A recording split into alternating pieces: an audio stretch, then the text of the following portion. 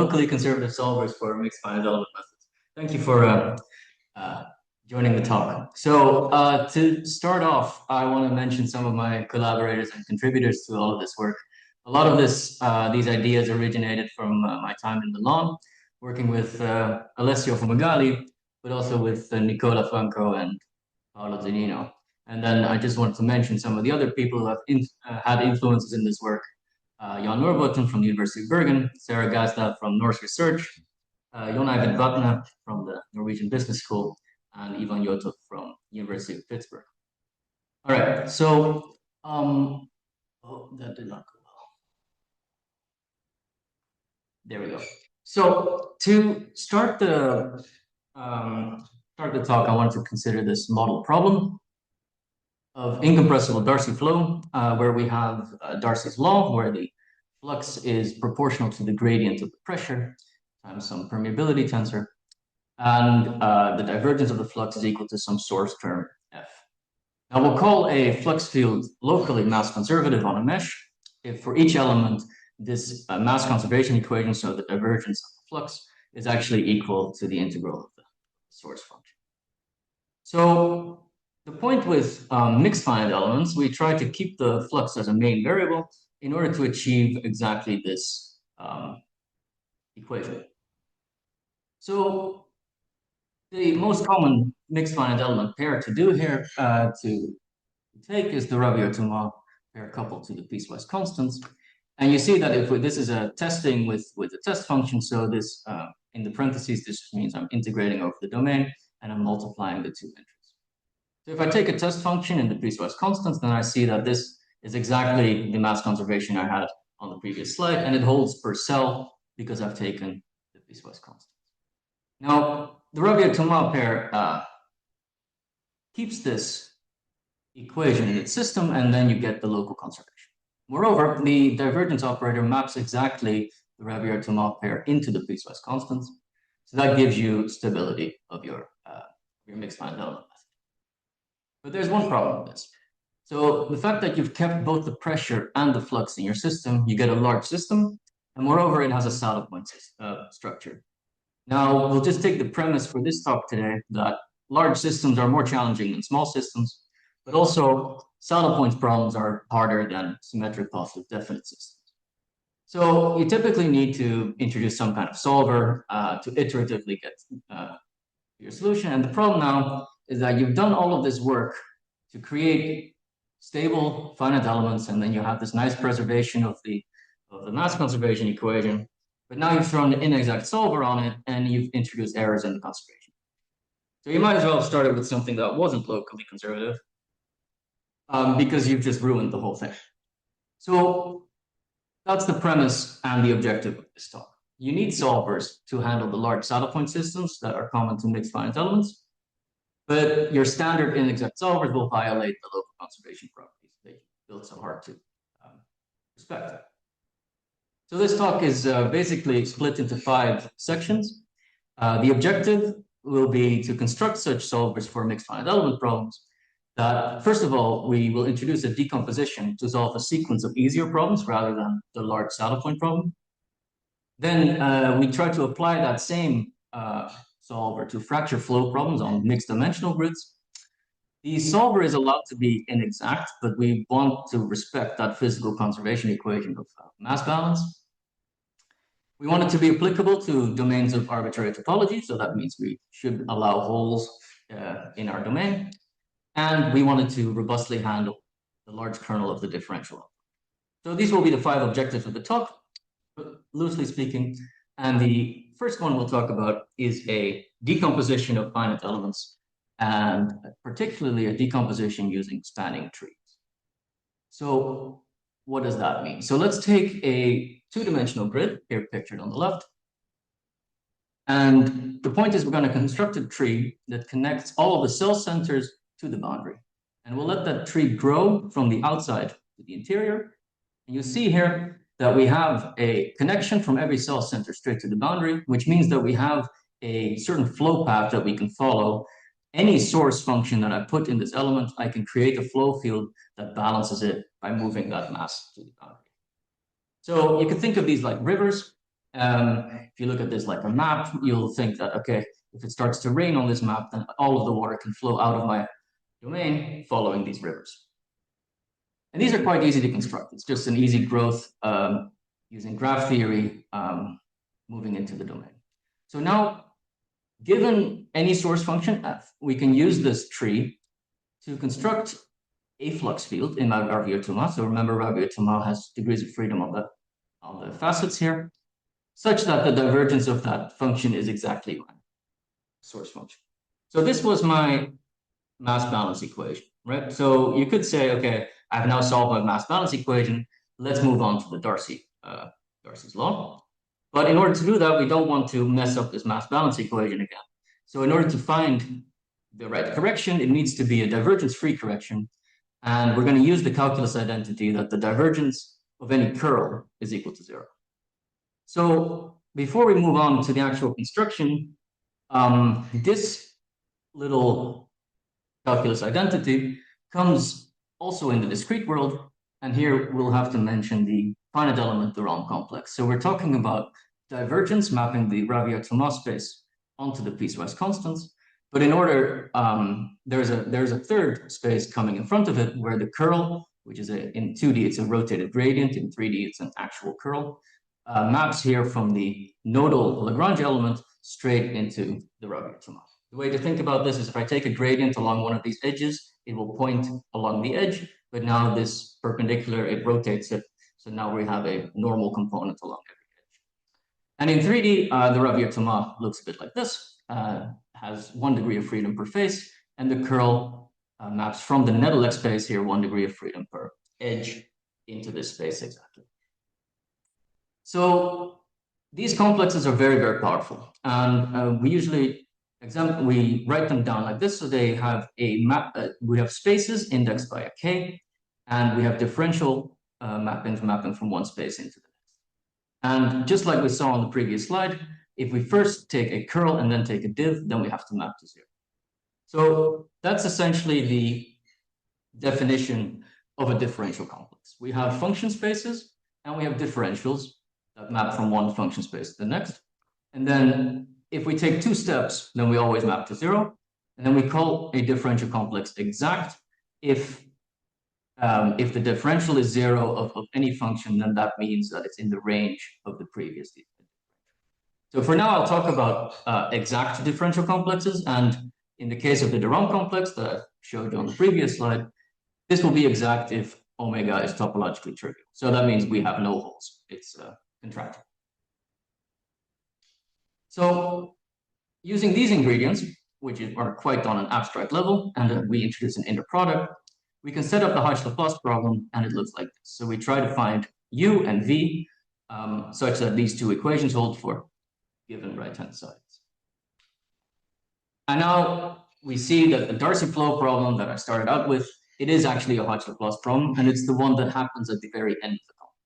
At the end of the complex, we don't have this differential operator over here, but we keep the 3 other terms, and these are exactly the terms we see in Darcy flow, where we have mass conservation, and we have a Darcy's law after integration by parts only. But if we move into the complex, we get exactly the same Hodge-Laplace structure if we look at the vector Laplacian with the potential given by the curl of u. So the vector Laplacian is curl minus grad div. Using integration by parts and putting in the right substitutions here, you see that this is a vector Laplacian acting on Ravier-Thomas spaces and Nedelec spaces. But you can also formulate the vector Laplacian by saying, okay, my dual variable v is actually minus divergence of u, and then you're in this world where we only see the grad and the curl show up. All right, so the Darcy flow is a Hodge-Laplace problem, and it's all very much connected to these differential complexes. So let's get back to our spanning trees. So we have this spanning tree moving into our grid, and we saw that this allows us to create any source or balance any source function using the Ravier-Thomas space. So now let's take a look at the degrees of freedom that we didn't use, right? So all of the faces in the grid that are not crossed by this spanning tree. And then you see that those faces actually form a spanning tree themselves, but they connect all of the nodes in the grid. Now, I'm not the first one to observe this. This is quite a classical result in graph theory called the tree-co-tree decomposition. And I'm also not the first one to put them into finite element context. This was already done in the 90s. And there's been a lot of work exactly in this area following as well, which I'll mention on the next few slides. So we have one spanning tree here that was related to the divergence, and this one maps onto all of the nodes. So that means that if we take our differential complex, which was curl and a div, we can split up our Rabiot-Thomas space into something that's related to the cells and into something that's related to all the nodes. Now you can think of this as, so this was an invertible map between these spaces. This is an invertible map as well, where on all of the nodes, on all of these edges, I just take the difference between the nodes and we get exactly a one-to-one relation. All right, so what does this look like in 3D? Well, in 3D, we had this fourth space in the middle of it. So in order to make a little space for that, we see again that we can create this spanning tree. Now these are basically tunnels going into my domain, but they can balance any source function. And on the other hand, we can take all the nodes and take differences between them, and a spanning tree of those will give us a one-to-one relationship here. Now it's quite interesting that whatever was left, so what's not on this tree becomes its own space, and whatever is not on these trees becomes its own space as well. And you can prove that these actually are in a one-to-one relationship as well. Now, again, I'm not the first one to look at this. I saw the work of Ana Alonso Rodriguez and many, so I mentioned the 2017 paper here, but there have been many follow-up studies since, and I want to mention a paper by Philippe Flo as well, where exactly this structure was used to create divergence-free elements. So you use the fact that you have this relationship to create divergence-free Rabiot-Thomas subspaces, and then you can do, you can create exactly divergence-free elements. So what I'm doing here is just taking these observations and trying to put them in a general framework for differential complexes. So what have we done? We've taken a differential complex, and then we've split it up into two subdomains at every single stage. And then at each stage, we want the differential operator, when you first restrict the differential operator to one of the spaces, and then you project the answer onto the other space, we want that to be an invertible map. So we saw this with the spanning trees, but of course, this is really the underlying thought. We want invertible maps between one space and a subspace of the next one. Now, interesting enough, this is enough to create what's known as a Poincare operator. You choose P to be exactly this differential, this diagonal operator here. You invert it and you add a projection at the end. Then this operator satisfies this known as the homotopy relation, where what does it mean? It means that if I start somewhere in the complex and I go down the complex with a D and go back up with this P operator, and I do the same going up and down, then I land exactly where I start. Now, this is quite a powerful relationship again, because if we take exactly this relation, but we look at the end of the complex, then one of these disappears. So we see that the divergence of our Poincare operator is, if we apply it after the Poincare operator, we get the identity. So that means it's a right inverse. So these were the spanning trees that were mapping exactly the source terms into my Rabiot-Thomas space. On the other hand, on the left hand, we see that the other term disappears, and we see that P1 becomes a left inverse of the gradient. So if I start with a nodal element, I take its gradient, and I can then recover exactly that potential. So using this operator, we then manage to show that each of my spaces decomposes as only the hat spaces. So these are the ones that were at the top row of my diagram, and the differential of another hat space. Now, that's all fine and well. So let's move it back to the Hodge-Laplace problem. So again, quite an abstract setting, but I'll get back to the Darcy flow in a second. So we take the Hodge-Laplace problem, and then we decompose our test and trial functions exactly according to this relationship that we proved. And now you see that if I take instead of having two equations with two unknowns, we're basically looking at four unknowns and four test functions or four equations. If we take this test function in the second equation to be d of v hat, so instead of this u prime here, we keep this term, but now we have a d after a d, so that annihilates and we get to 0. So what happens is that we retain this first term and we retain something on the right-hand side. And this is now an independent problem inside of this big saddle point system. And not just an independent problem, it can be solved on its own, but it's also symmetric and positive definite because this differential was invertible exactly on the space. And now you do the same trick again. You choose the right test function and and put it in the right spot, and you see that everything unravels.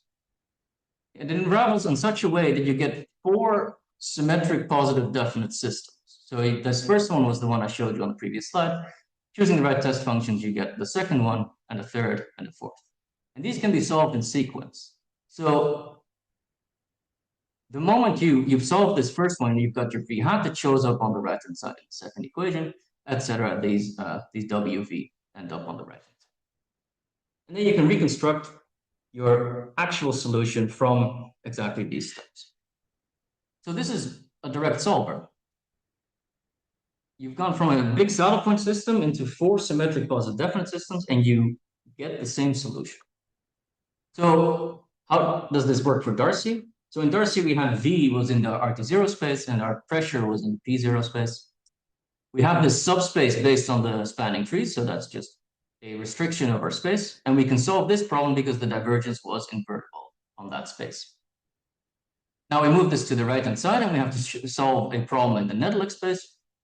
Again, on a subspace of the Nedelec where exactly the curl is invertible, and we solve this problem. Then we're at the end of the complex, so there's nothing to do in this step. But finally, you can solve the fourth step, and you see that it's exactly the same as the first one using the results from the previous steps. And the flux is now computed using v hat and this w hat that were solved in the first two steps.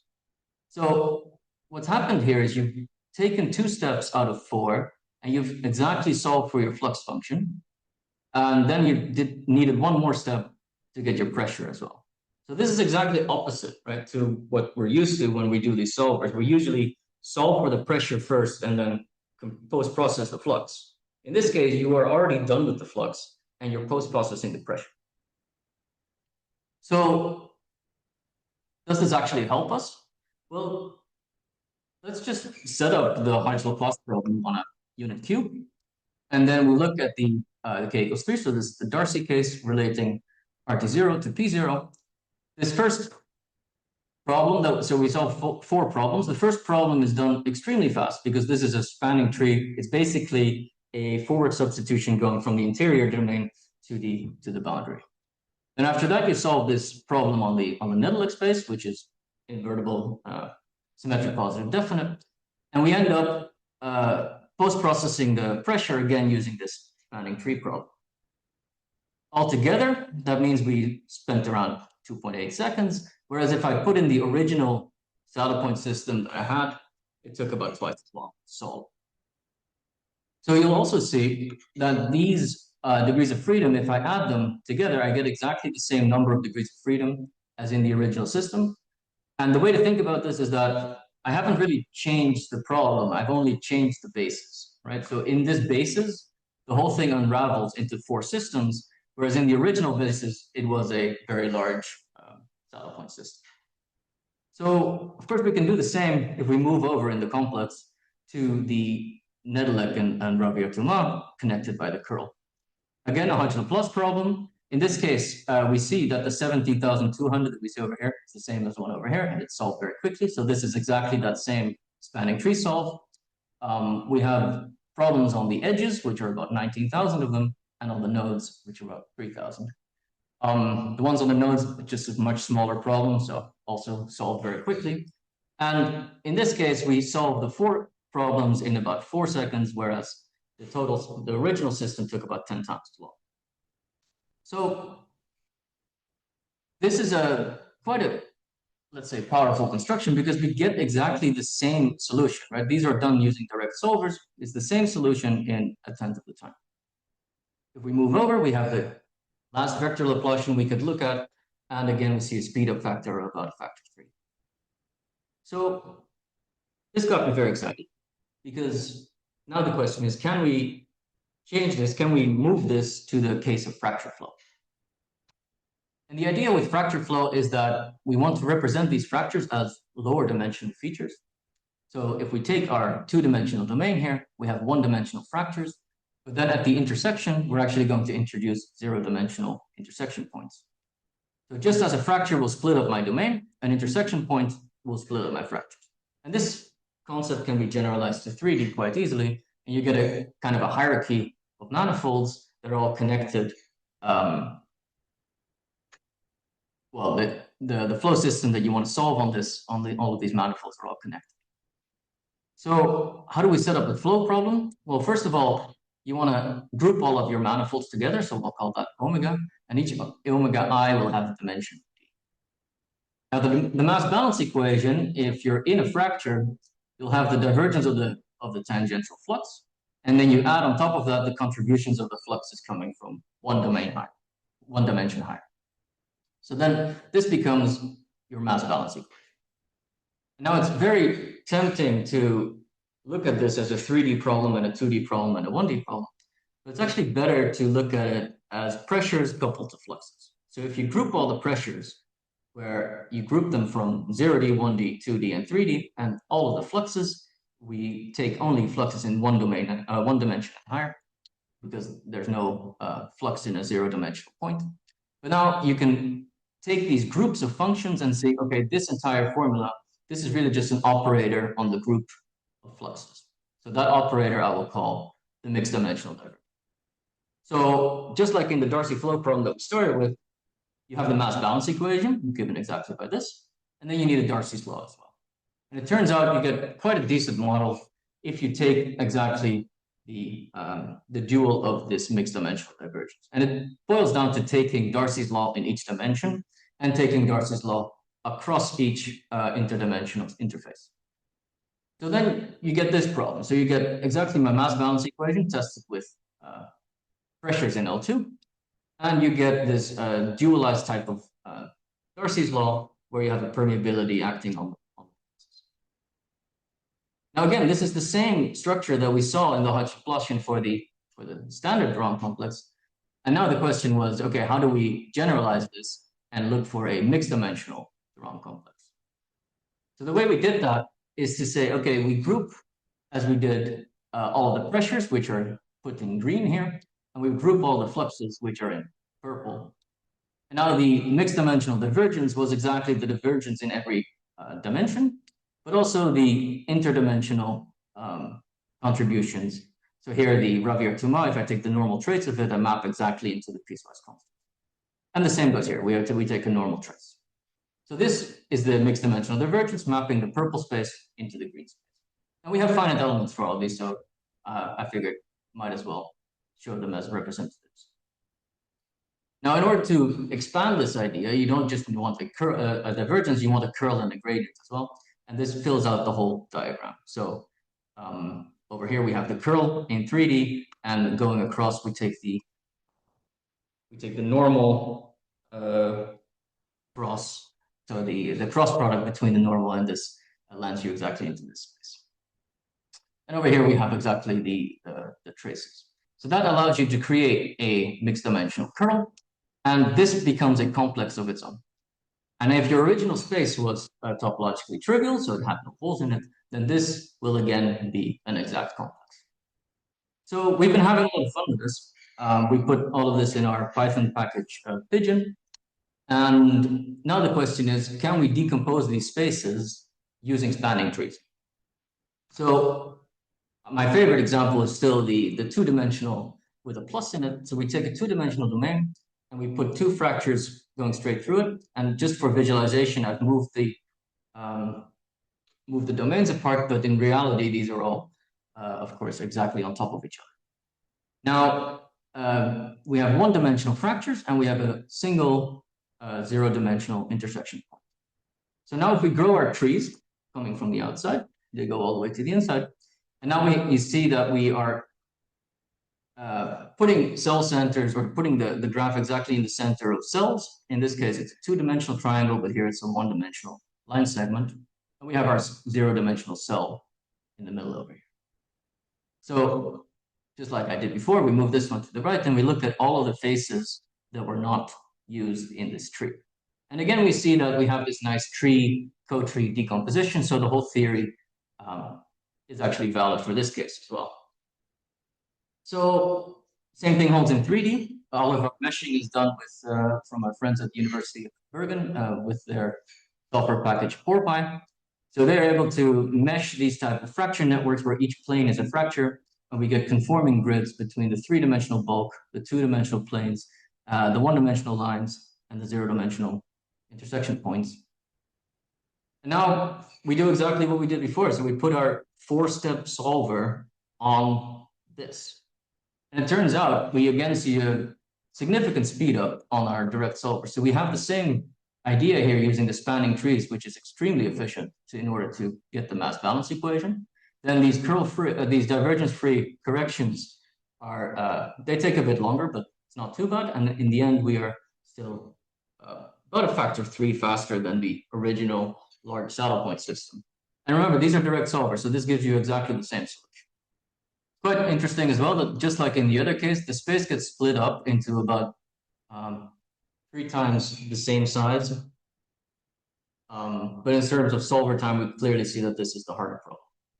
Now, for the other Hodge-Lagrangians, we don't have a physical intuition what they mean, but we have the implementation, so I figured just give it a try. And we again see that the Hodge-Lagrangian for the two forms here gets the most speed up. So it's much better to solve it with these symmetric positive definite systems rather than the full saddle point system.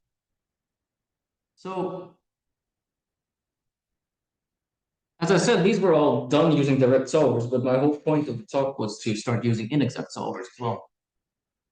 So let's move on to the inexact solvers that satisfy or preserve local mass conservation. So if we refocus on the mass balance equation, divergence of the flux is equal to F.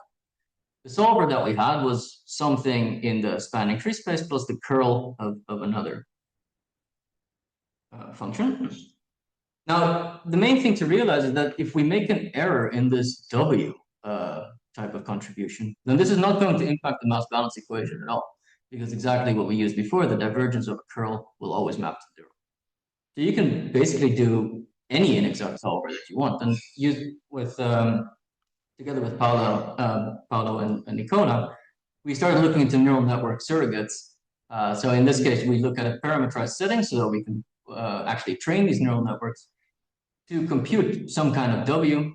And the nice thing is this network, we will always be taking the curl of whatever comes out. So we will not impact the mass balance equation. We will only impact the Darcy's law. So this is exactly what we set out to do, right? It's an inexact solver that still respects the mass conservation equation exactly because we're using these fundamental calculus identities. So to give you a bit of a graphic of what that looks like, we have a whole training architecture in order to get this contribution that we take a curl of. And at the same time, we have this spanning tree solved that gives us the second component. Now here, the lower track makes sure that we solve the mass balance equation exactly, and the top track means we approximate the Darcy's law. So we did a few variations of this, but today I'm focusing on this curl formulation. If you were to train a neural network only on the L2 term, so only on the solution, and you put the weights in an L2 type of loss function, you get quite a decent approximation of the ground truth. If you try to do it in HDiv, then we get something very unsatisfying. The problem here was that the parameter that we had was the frequency at which these sine waves are in the domain. So it's a very nonlinear dependency on the parameters, and the neural networks here just weren't able to capture that. Now, I said that the L2 black box looks okay, but of course, it doesn't have any mass conservation in the loss function. And we see that here in the final column, the mass balance equation is not up to machine precision in any form. But our curl type of architecture brings it all the way down to machine precision. Same thing can be done for nonlinear flows. Here, we're comparing the ground truth in the flux and in the pressure to our conservative architectures. And they match very well, whereas the black box, we're having some trouble, and we see exactly the same problem in the mass conservation equation. Since you can put things in the loss function, but we haven't been able to get it all the way down to machine precision if you do that. And with this trick, you get it down to machine precision immediately. So the next extension that we did was to look not at Darcy flow, but to look at linear elasticity. And here you can take a mixed formulation in order to get your momentum balance. So here's your linear momentum balance and your angular momentum balance, which takes the asymmetry of your stress tensor to be well respected. And the way to do that is to rewrite Hooke's law using this operator here, which is the inverse of what you might be more familiar with the limit parameters mu and lambda. You plug everything in and you get this Sada point system that right over here. And the major breakthrough in mixed finite elements for elasticity came from Arnold, Falk, and Winter, where they basically said you can use the BDM one elements for the stress tensor, then you've got your displacements in the P0 space, and you've got a type of rotation space in P0 as well. Same thing can be done in 2D. Now your rotation space is 1 because there's only one axis around which to rotate. Now the problem with this formulation is that if you measure a single cube using 6 tetrahedra, even this lowest order triplet will bring you up to 198. So that means that what was true in the Darcy case where I said, okay, we have a lot of degrees of freedom, that's even more true when you're looking at mixed finite elements with weak symmetry. So all the more reason to find solvers. And again, we want these solvers to respect what we were designing these finite elements to achieve. So how do we create conservative neural network solvers in this case for elasticity? So you can employ a spanning tree again in order to get the divergence of your stress to match your body forces. And on the other hand, you can solve little local problems along the tree so that your asymmetry of your stress is 0 when tested against piecewise constants. So if you define your differential to be exactly these two operators, and you got your spanning tree solved, that's a right inverse of this differential operator, then you can summarize this, okay, I want my sigma hat to be F0, and I want my sigma hat to be exactly the spanning tree of this F0. Now you can do two strategies. So S is a right inverse, it's not a left inverse. So if you take I minus SD, then you get an operator that maps exactly into the kernel of D. So you've got here a little identity. If I map D onto this operator, I will always map to 0. And you can do two strategies with this. You can either train a neural network to compute a correction. So you start with the spanning tree solve and you try to correct it. And using this operator, you always are in the kernel of your operator. Or you try to correct a stress that was computed directly by a neural network. So if you take sigma hat to be the neural network, now we can take this to be our spanning tree, and we add exactly the difference. Again, for both of these strategies, we get that d sigma is exactly equal to F0. So that's exactly the conservation equation that we're trying to preserve. So in this case, if you do a full order method or you try to compare it to the corrected and the split neural networks, and then we see in the eyeballing one that looks pretty good, but if we take a black box, so something that's only trained on the full order model without any type of special architectures, just using the loss function in L2, then we see that the relative errors are about the same across all 4 of our variants. But if you look at the constraint violations, so this is the balance of angular momentum and the balance of linear momentum, we see that our methods using the splitting or correction scheme are down to machine precision, whereas the other ones are not. All right, so all of this was on exact complexes. So I just want to move back to what if you do have holes in your domain, right? So the simplest one you can do in 2D is a single domain with a single hole. And we can just generate our spanning tree. That will look something like this. So now we're able to grow the tree also from the hole, which is considered outside of the domain, into the domain. We do exactly the same trick.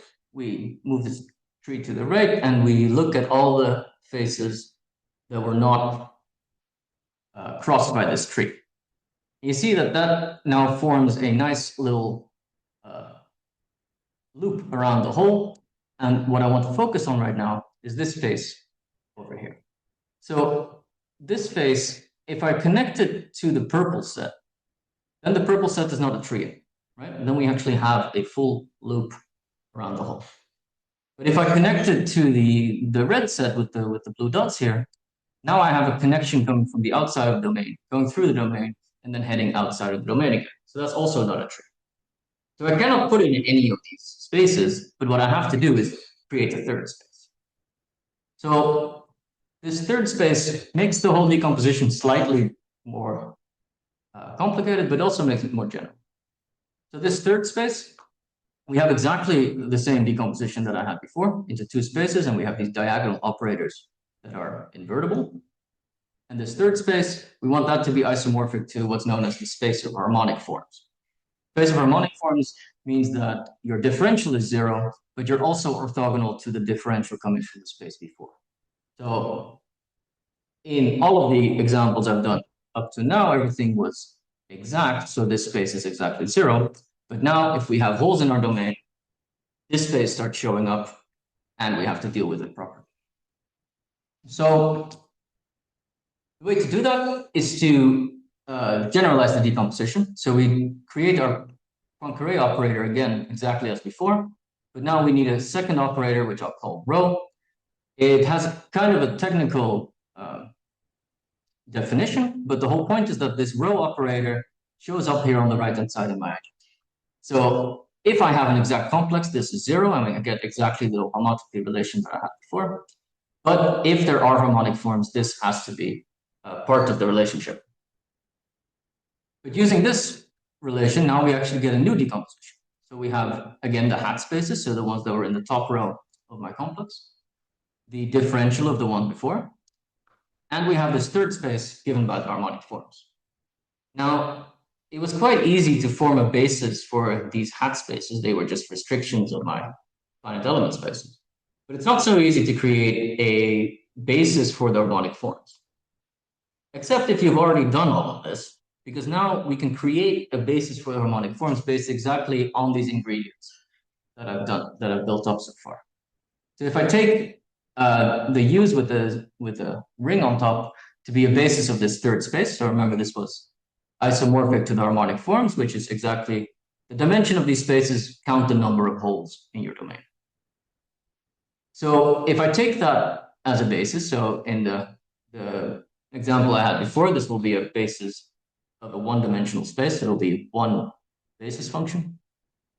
I apply rho to it, and then I solve this exactly this symmetric positive definite problem that I've seen in the Hudson plus problem. If I then subtract the solution, then we actually get this entity, and that turns out to be a basis for the harmonic form. So in order to get here, we need to solve two linear systems. One is to get my rho of U, and the other is to solve for this V at contribution. So let's take a cube, and if we remove a torus, then we will get exactly one harmonic one form. So that's in the k equals 1 space, and we'll get exactly one harmonic 2 form. And they look like this. So what happens is that the one forms, they become, the harmonic one forms, they become circulations around the torus. So you can think of this as the number of one holes in the domain. Sorry. And that's in this case 1. It's the number of holes where I can wrap a closed curve around. On the other hand, there's also a harmonic 2 form, and that's a vector field that can transport mass from one side of the boundary, so here from the outside boundary, to the other closed boundary, in this case, the force. These are related to essentially how many voids are there in your domain, and in this case, there's one void because we can wrap one two-dimensional closed surface around this torus. They have slightly different properties, so they're both kind of curl-free and divergence-free, but in the one form case, we have that the curl is exactly 0, and it's orthogonal to gradients. And in the two form case, we have that the divergence is exactly 0, but we are orthogonal to curls. Now, in order to get the relevant cycles and to find all of this, I'm using an algorithm from 2002 by Ralph Hipmeyer. Now, of course, a lot of these concepts are known, especially in the electromagnetics communities, because these are exactly the forms that hide in the kernel of your differential operator. So it's very important to understand where these come from and to find them. But, well, first of all, I thought the pictures looked pretty cool, so I wanted to share them. But secondly, we now have a basis for these harmonic forms. So that means we can set up our general Hodge-Laplace problem. So you'll see here, I set up the Hodge-Laplace problem, but I've introduced these two extra terms that are related to the harmonic forms. So we're not just looking for the primal variable u, the dual variable v. We also have a contribution from the harmonic forms showing. But now we do exactly the same trick that we did before. So you've got, in this case, our primary variable gets split up into 3 components, our dual variable into 3 components, and our harmonic form is just itself, which gives us 7 components. And we can do the same with the test function. So we split up our u prime here into these components. We plug everything in, and we see again that this fully coupled saddle point system unravels into 7 sequential symmetric positive definite systems. So if I put direct solvers on this again, so this is exactly the example I showed just now of a cube with a removed torus. We have 7 steps in the solver, but we see that the harmonic forms, since they are just a one-dimensional space each time, they don't cost any time. This is literally one floating point operation. So the only thing that cost anything was to get that basis of the harmonic forms, but I needed to do that anyways. Right? In order to set up the original system, I needed that basis. So what's interesting in this case is that we again are able to solve for the dual variable in the first few steps. Then we solve for the harmonic form. These can be interchanged if you want to, because they are independent. And then we solve for the primary variable afterwards. So again, in this case, with a hole, all we needed in the Darcy case that we do need to take care of that harmonic form that showed up. But we see a similar speed up, right? So we have factor 2-ish for the Darcy problem, factor 10s for the curl-curl problem, and here another factor 3-ish. Another nice observation is that the number of degrees of freedom is again exactly adding up to here, and that's because now harmonic forms are part of this basis. So we have a nice basis decomposition of our original system. Each of these is symmetric positive definite, whereas the original was a saddle point system. So that's all fine and well, but not every problem is, of course, a Hodge-Laplacian. We also have mixed finite element problems for whatever. So whatever type of system you can think of. So the problem with these systems is that you generally run into large near kernels in your iterator solver. The idea of this next part of the talk is to look at the projection problem. So if we take a mixed finite element system and we first do the analysis and we see, okay, in what kind of norm is this well posed, then you can use the framework of Martel and Winter to say, okay, that norm is going to define my precondition. I can actually split the whole system up into per variable, and you often run into problems that look like this. So you try to use the norm. So in this case, it will be an HDiv or an HCurl norm. The problem is if you have an alpha in front of your mass matrix here, and that alpha becomes very small, then this becomes a problem that has a large near kernel because of this term over here. So we'll take a look at alpha becoming very small, so much smaller than 1. And we try to solve this problem using our decomposition. So if we take our decomposition, which has 3 pieces in this case, and we can use that decomposition in context of auxiliary space preconditioning, then we have a chance of preconditioning this problem. So the idea behind auxiliary space preconditioning is to take a decomposition of your space, which is exactly what I've been talking about with the spanning trees. If you can decompose any variable with auxiliary variables vi, such that the vi's are all bounded, and these transfer operators are continuous, then the auxiliary space preconditioner becomes exactly this sum of transfer operators. These are the transposes, and then the inverse of the Gram matrix on the inner product space of your auxiliary spaces. So this splits up your problem exactly into all of these smaller norms. So we do exactly this, and then we can choose to either invert these smaller norms directly, so using direct solvers, or we can try to put some algebraic multigrid on. So we'll take 3 examples. We'll take the h-div problem on the unit square, we take the h-curl problem on the unit cube, and we take the h-div problem on the unit cube. And then we have our auxiliary space preconditioner using direct solvers. And then our alpha goes from 10 to the power 0 to 10 to the minus 4. And remember, alpha squared shows up in my system. So this is really a 10 to the minus 8 that shows up in front of the mass matrix here. And then using this auxiliary space preconditioner, we put conjugate gradients on it. And we see how many iterations does it take to converge. And we see that in all cases, especially for the low alpha, this turns out to be a very nice solve. And that's because for low alpha, this term doesn't really contribute. You're really just wondering, okay, can I solve this problem? And here I just take the subspace where this is invertible. So yeah, we're going to get a pretty good approximation exactly of this term, which dominates the system. Then the second thing you can do is, okay, you can take the original system and put algebraic multigrid on it. Now this is known to not be a good idea. So this is not to put A and G in a bad light, but the point here is that especially when alpha becomes very small, you haven't taken care of this large kernel, so algebraic multigrid is not going to be a good precondition.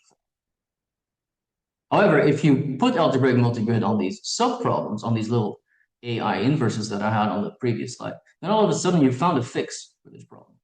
So you found a way to go from something that didn't converge within, I believe, 750 iterations to something that converges in 11.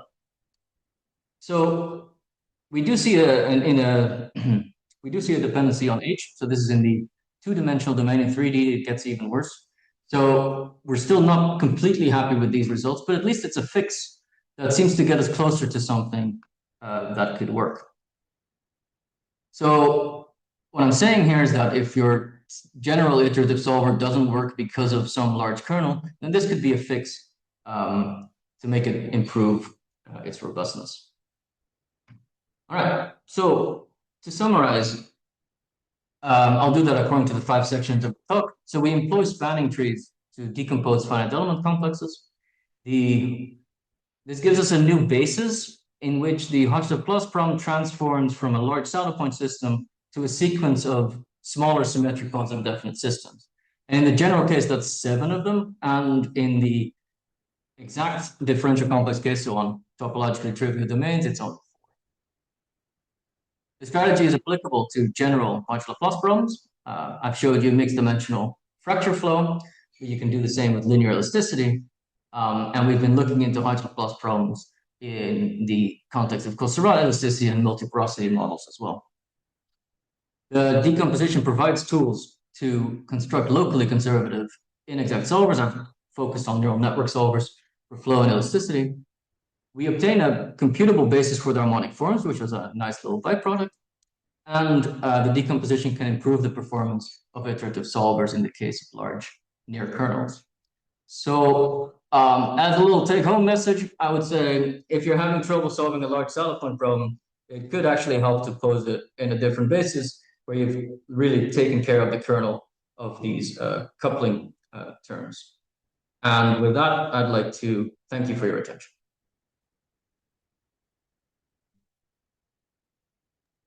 All right. Thank you so much. We have a few minutes for questions. If you have a question, you please just put that in the chat, and then I will take care of asking it to everyone.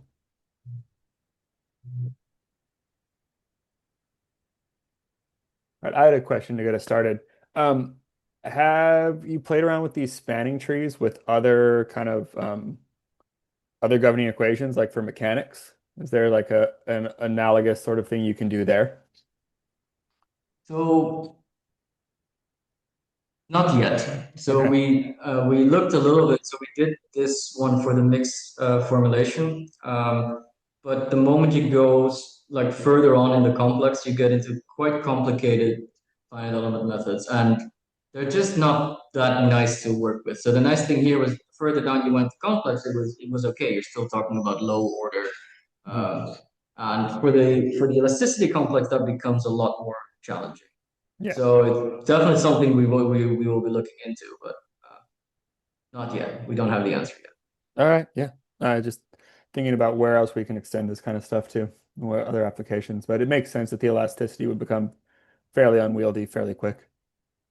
Yeah. Yeah. Any more questions from the audience today? All right. Thank you, everyone, again. And this also concludes our spring webinar series. We will be restarting this up in the fall. Thank you for joining us again. And if you'd like to rewatch this wonderful seminar, it will be posted on the SIAM YouTube page probably within the week. So thank you, everyone, again. And as always, appreciate you.